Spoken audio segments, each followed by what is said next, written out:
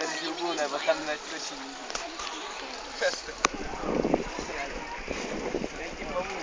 On je velký. Já to vysám to do boku. Já si to dávám moc do boku. Ne, ty jsi to dal právě že dobře.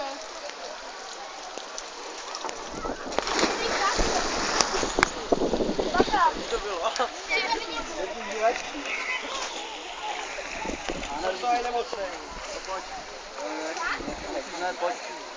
Jdi nohu. No a to sami udělej. Pojď, Pepo. No, rozdýchaj se, dýchaj husa. Chtěl by to popcorn, pane. Nepodívá nám. Ale já nevím, jestli se teda první odrazí. To je jedno, prostě se odraž dozadu, to je jedno. Jaké kino tady. Dám to? Co dal? Záda. Kdyby jsi narovnal v nějakou chvíli, tak to zastavíš. Já to zkusím ještě jednou.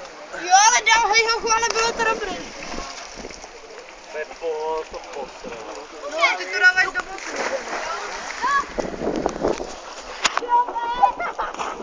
Já jsem chtěl vykapnout, no. Jak on chtěl na zahraničí neutočil. Ne, on to dobře jak svírá.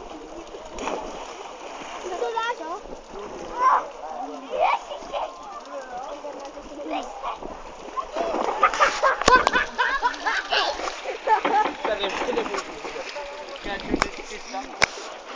No pojď, teď už nezdržuj.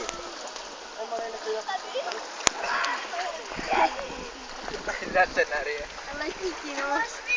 Pojď. Vám se to kecá. Tak se narovnej, jo, ať bude padat. Narovnat?